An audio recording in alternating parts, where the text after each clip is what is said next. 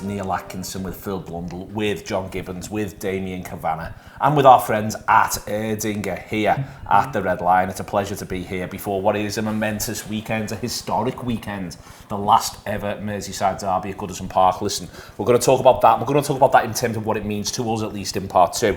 Part one, we're going to do the football. So that's what you're here for. You're going to get that, and then we'll do all the silly stuff in part two, and you can make your own decision on how you feel about it. John, on the football, we've got to do the back end of what happens against Newcastle.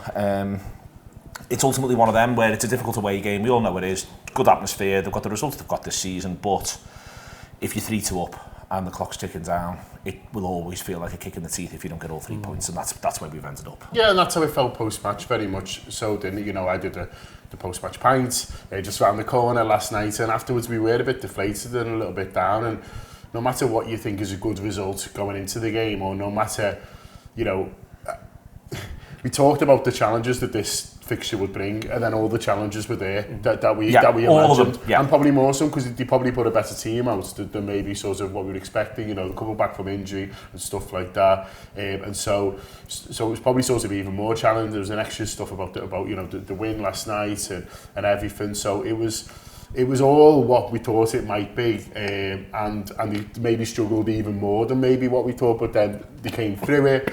The strikers, the superstar, you know, Salah, you know, your big man gets your goals, and then so you're there, and you just need to see it out, and they couldn't, and so that will always be frustrating at the time. You know, today you can maybe look at it and a little bit differently, but you know, in that moment, you know, you can't help but feel that, because it's an emotional game, and you're going through the emotions, and you think you're there, and then it's taken away. So that's how football is going to feel when that happens, no matter how you've painted it in your head beforehand.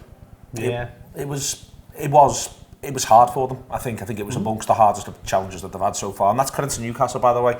Credit to that ground. I think they let that ground get up a bit too much for my liking. They were doing a decent job of quieting them, and then there's the first goal. All the time into the goals are horrible for Liverpool. It's worth saying it's one of them as well, but that's what you're up against. They're a good side. I like them. I like them more than other people do. Yeah, and it's back to reality. I was as guilty as anyone for being beyond euphoric on Sunday. I mean, you should do it in the moments. This is the Premier League, and you know, Newcastle at home with the good players that they've got, the good attacking threats, and the fatigue that comes into football. And I'm not moaning about that. Liverpool have got a great squad, and they can afford, you know, a deep squad, a great quality, but it's going to catch it up, and you just can't steamroll the teams all the time. These teams aren't turning up to get beat, to pay homage to you. No. It's their big night, and they turned it on. And they've got a plan for you. Yeah, they have, yeah. And then and something that really hasn't been spoken about, and I don't like, and I'm sitting up bleating on about it, is there were a couple of gaps in the same area for Liverpool of the team. Yeah. And when you're going up against a good side, and the crowd are good, and you're going through what could be a very energetic set of games, and then you're playing what it was your fourth choice right back because your third choice right back's playing centre back because your best centre back this season's out, and then you've got a world class goalie missing, and you put those things into the equation. Hang on a sec, lads, there's just a little bit of mitigation here, and so it is, you know, very much at the final whistle you're frustrated, particularly the man of the goal. But in the cold sober light today, you know, it wasn't as bad as all that.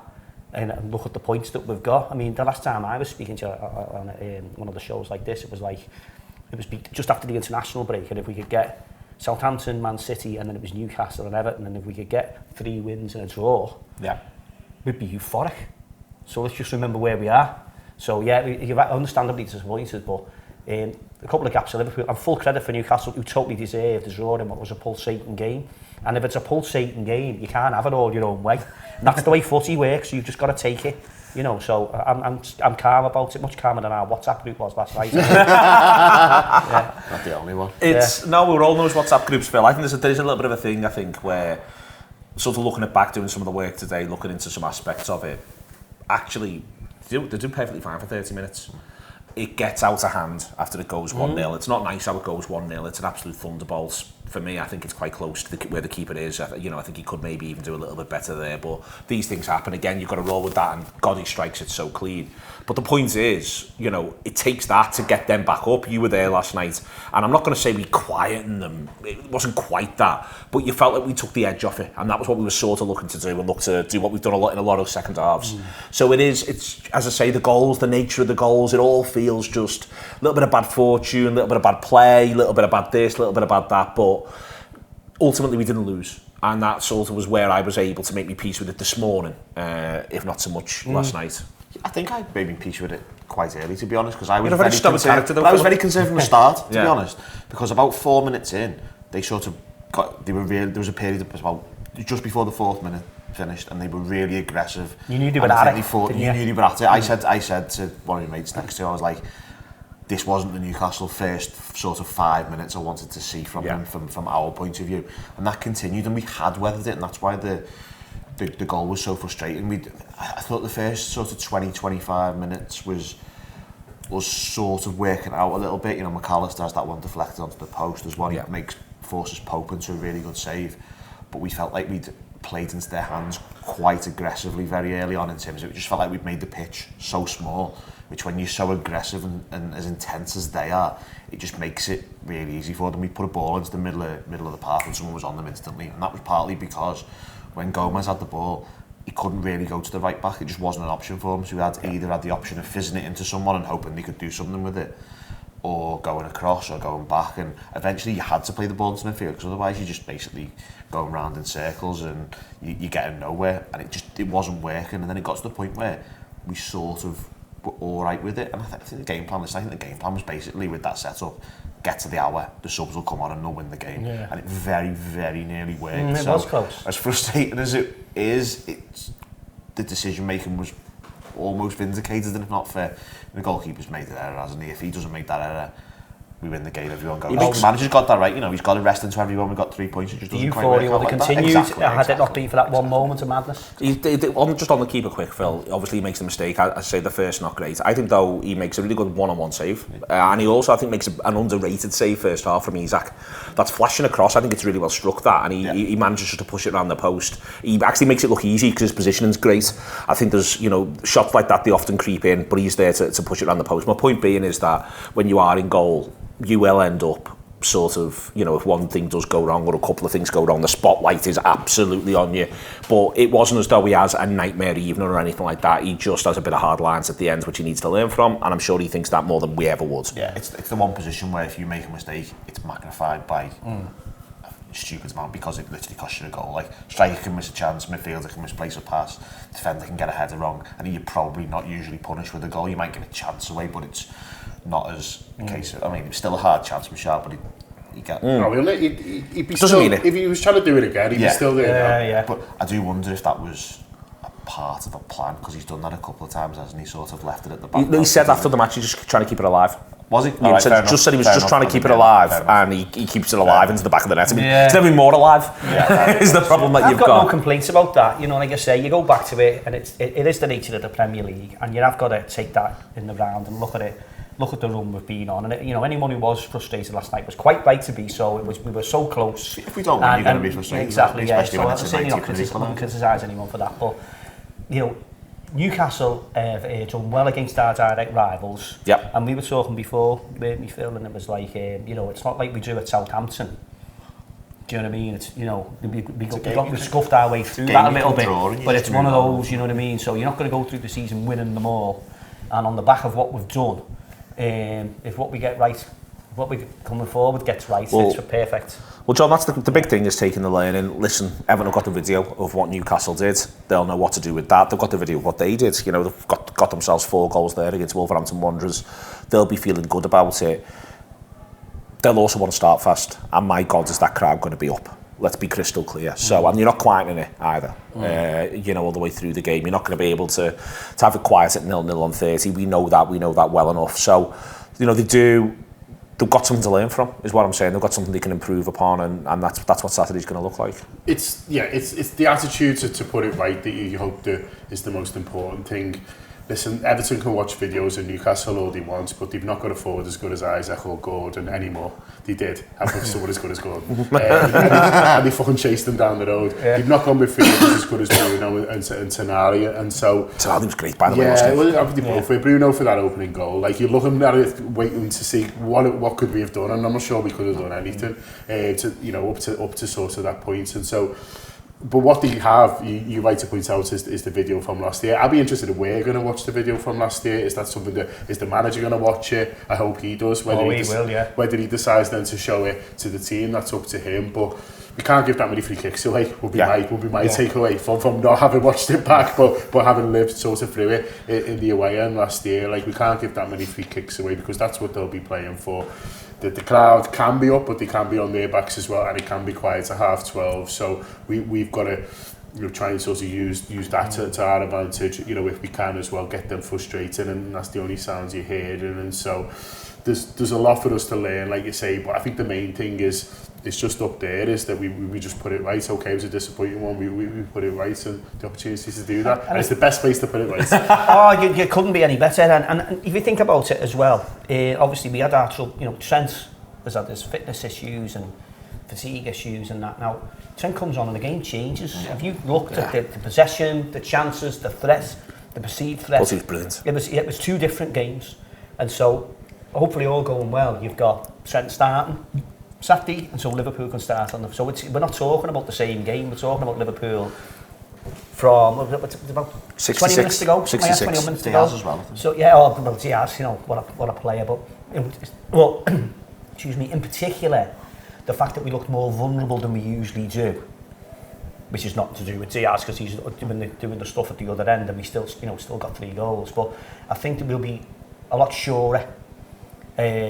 And I bet you Queven doesn't leave anything going over his head as well. Well, just on it, Phil, we've got a bit of clarity, I think, in terms of the selection, because McAllister's suspended as well. Yeah. So you can say with a level of certainty what you think the midfield's going to be. You can presume Trent's going to come back in and play right back, and apart from that, it'll be unchanged back there. And then the question just becomes, which of his three of his 4 options does he pick? Gakpo gets a little bit of a rest. I think it's 1 or 2, basically. Yeah, because Diaz and Salah are both starting. So it's what happens on the left. Is it Gakpo or Diaz? And what happens centre forward? Is it Nunez or Diaz? What do you think he'll do? I genuinely don't know. I've given up trying to... I'd give him pick what he'll do. I think I'd personally go Nunez in the middle, because I think I want to see Diaz just turn a full back inside out, and I think isolating full backs on both sides might make it a lot easier for us just generally. And I think Gakpo doesn't seem to be going outside full backs, and it's making it a bit predictable when he's got the ball, and making the pitch a little bit smaller. And I just think if you're playing Diaz there, he just makes the pitch that probably against Ashley Young and stretches their team much more. And I just think you don't want to make Ashley Young's life easier. You want to make it as hard as possible. So and you made a good case for that. Yeah. So on the other side of it, I would say start of the game and all that, Nunez could get sucked into a couple of things. Yeah. I think it's a time one for the red card at the moment. I think there's a timer on it, and I don't know when that time it is. And so and then the way he came off the bench the other week, last Sunday, like, was incredible, and that could be an injection that we need at any point in the game, or even if we're ahead and they're chasing us, they're more an option. And I think Ashley Young's nearly as old as me, and I think Gakpo can do it. You know what I mean? So isolating players, I understand what you're saying. So whoever they put out there, I think we've got, and that's why I'd go. I think Diaz. But I wanted Diaz wide against City for that reason. Yeah. And then he plays Gakpo, and it's the best performance of the season. So you can do it. Both are correct. Oh, it helps. There you go, Anna. Damian's boxed that off for you. The absolute business. We're in the red line. We're with Erdinger. We'll be back in a minute. And Erdinger, please.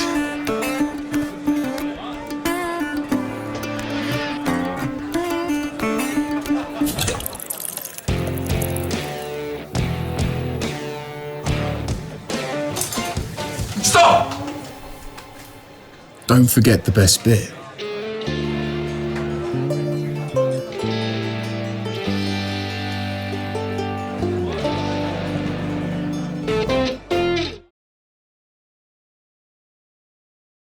It is part 2 of the Friday night with Erdinger. It's Neil Atkinson. We're in the red line. I've got Phil, I've got Damian, and I've got John. And we want to talk about Goodison Park, the way we think of Goodison Park. And Damian, You've been going for how many years to Goodison Park? Well, a very long time, and as well you know, I went to the 0-0 draw in 1986, yeah. We were talking about before.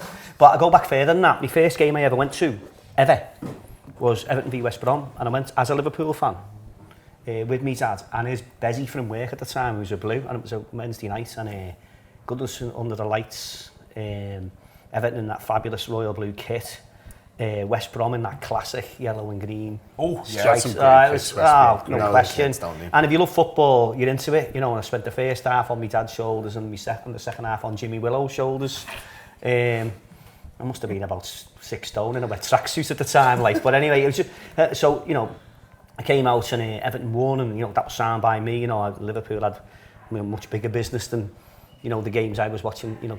Like that at the time, with Everton, but just going to a game. And then so, what was also important for me much later, you'd call it the Carsley Derby, which was the Saturday after the Olympiacos game. 04-05, Yeah, and that was my lad's first away game, and it was very important to me that James' first away game was at Goodison.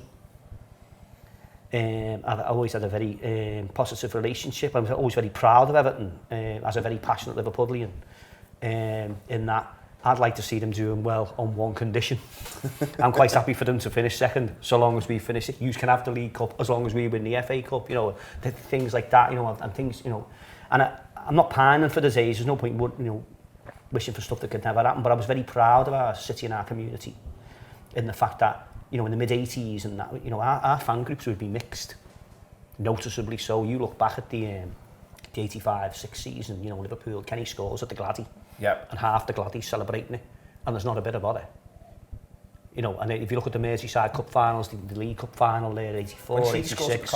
Yeah, and gives us the 2 fingers, and not a bit about it. And I myself have had Liverpool end tickets, and then swapped them for Everton end tickets to go with me mates in the Everton end and all that. So I loved all that, and that was all part. My granddad used to go watch whoever was at home. He was always a Liverpool fan. But so there's all that about it. And so Everton's ground and Everton, with all their historic first, and that will always be all that to me, and it can't be beaten out of me, and for that reason I can't want them to get relegated, right? As much as they're a nightmare when they win the derby, and they're entitled to that the same as we are. Goodison will always be a special place. So I've literally missed, since I started going regular in '86, I've literally missed on the fingers of one hand, and that excludes the thumb. How many derbies I've missed at Goodison, and I'm looking forward to this very much. And I wish it was different. I wish the fan groups were mixed more, and I always do try to have a pint in the County Road pubs with my blue mates before and after the game if that's possible, and it usually is, and I certainly hope it is on Saturday. I've got a couple of the old boys in the phone I'm going to see if I can get hold of, and it's like, don't gloat if you win, take it if you get beat, and and have that attitude, and I wish it was that. So Goodison is so special, and I wish Everton had developed the stadium over the years in a manner that is befitting the historic, all the first of the grounds that they've got, the under soil heating, the first floodlights, 3-tier stands. We had all this at school. And I always seem to sit next to a blue in school, and then always seem to sit next to a blue in work, and that's fine by me. And by the same token, as fair as I want to be, and as equitable as I want to be, I don't half want to beat them. Yeah. And this, it really is that's the one I take the most pleasure out of. And of all the things I've been able to go with Liverpool and that, beating Everton is the one. But in the nicest possible sport and most popular. And I really hope we stick it to them on Saturday. And I hope I know they wanted to do the same to us. We've got a league to win.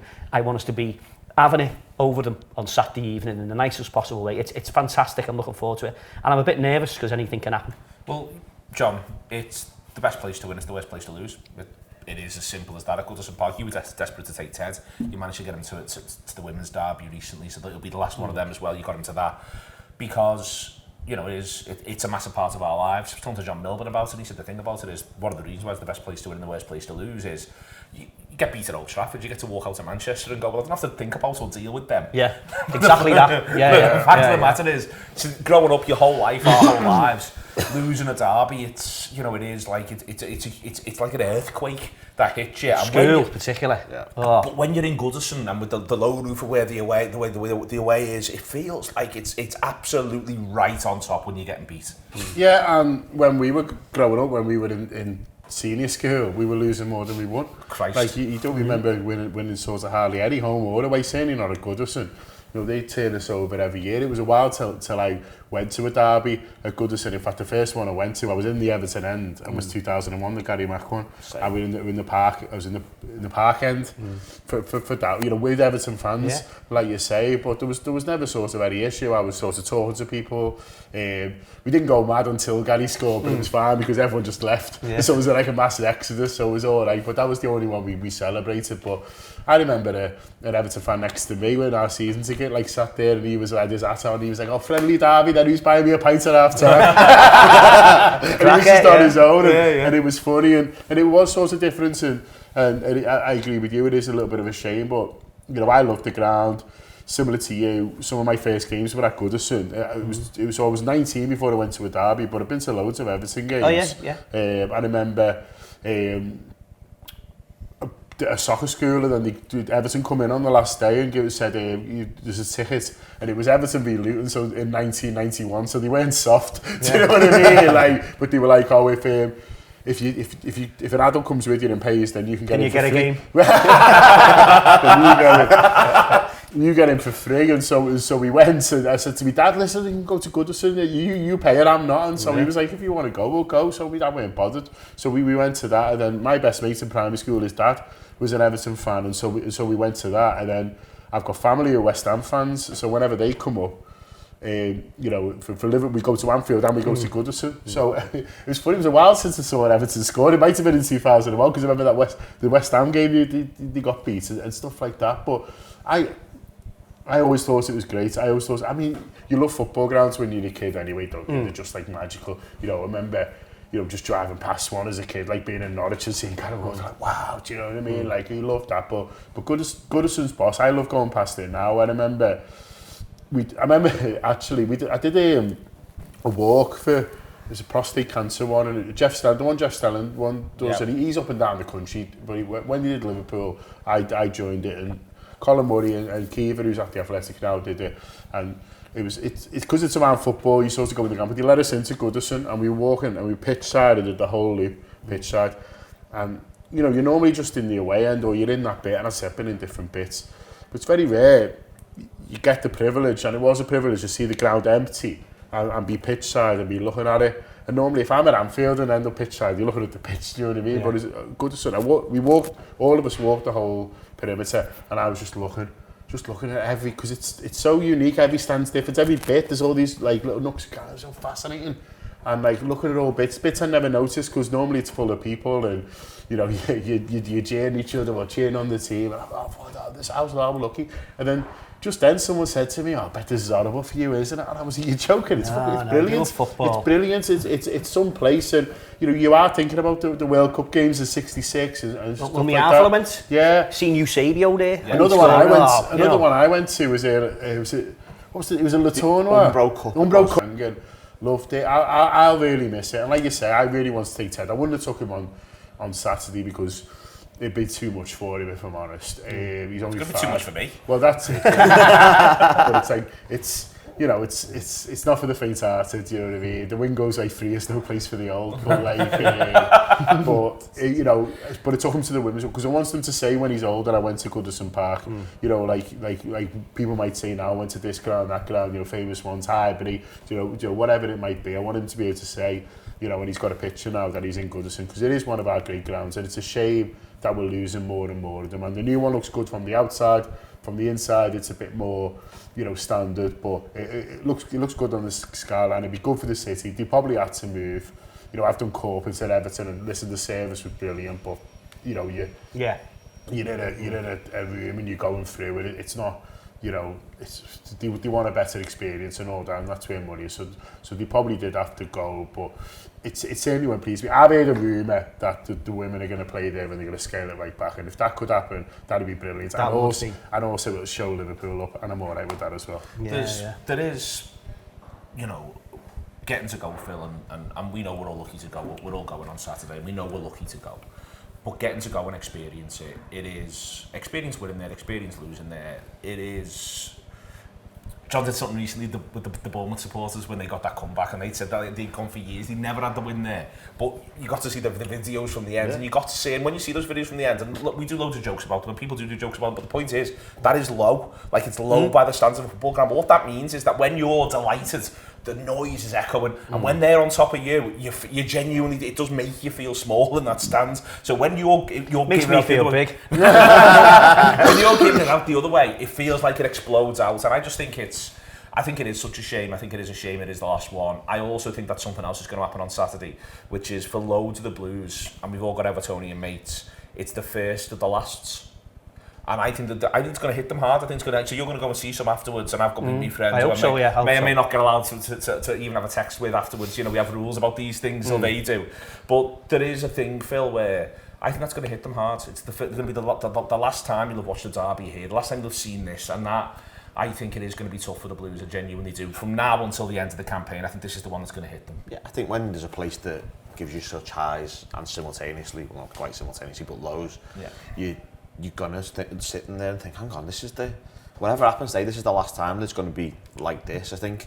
And it's not just sort of them going there for the last time as well. It's our routine in terms of going to a derby is completely going to change. Like, we were all used to going to Anfield before a derby because it's there and it's normal, and then walking over across the park, and you go in, like, I go in quite often, I'll go in like the Albert and the 12th man, which I don't go in at any other point over the course of the year under pretty much any circumstances, just because that's what the derby is. It's slightly different, and then everyone walks over, and the walkover is great, and we're losing that, and that's just a really... I'd have missed every game this season rather than this one. Yeah, you know, if someone had said, like, 100%. Someone said we need to go away for that weekend, I'd say pick anyone, but don't pick that. Absolutely, it's going to be weird. It's like there's not that many times, and I clarified this with Cav before because I'd forgotten about a couple of times where you go to a football ground knowing there isn't, well, just any at all, knowing it's going to be the last time you go to that football ground ever. Yeah. So we're going to walk out at 2:30. We're either going to be annoyed or very happy, ecstatic, whatever, but you're not walking back in there again. Last time you walk over that park, you're not doing it again. It's just a bit surreal because, you know, like the first football match I went to was at Goodison myself. It was 1992 Everton versus Oldham, I think it was, and that is what it is. It's just a strange feeling for us, for them, for everyone. One thing I am looking forward to is, though, from next season, I will see a corner taken in all four corners of the ground, because I have never seen a corner taken in that Gladys Street, Bullens Road, ever. I've never seen I couldn't even tell what the corner flag looks like. If you're in the top tier, you can't see any of the corners. No, and it's a shame the ground dated almost overnight. You know, it was, you know, a FA Cup semi-final venue, you know, in the 80s and that. And but that happened to Old Trafford as well. Yeah, it did, and like you say, and the away end that we used to get, you know, the view was better if you weren't in the Park End terrace, because literally, you know, all you could see was people's shins and all that. Was that low down, you know. So it's a great shame that such an historic stadium, literally, it just like literally everyone decided to improve the stadium apart from Everton. And there was obviously reasons for that. It's really symbolic of the way the club sort of... Yeah, and there was obviously reasons for it. You know, I'm sure they would have made it better if they could have done. And the new stadium looks as though it's going to be fantastic, and good luck to them. We're going to win? Yeah, we're going to, by a goal. I think we're going to get more control than we had on Wednesday night, and I think we're going to be okay. Yeah, I think we'll win. I think we'll have too much. I think they bounce back well from minor setbacks this season, and I'm sure we'll do it again. I think there's a real point to prove after last season, so yes. Okay, that's the spirit. Like it across the board. Last ever game at Goodison Park. Thank you very much to Erdinger. Thank you very much indeed to the Red Line. See you later on.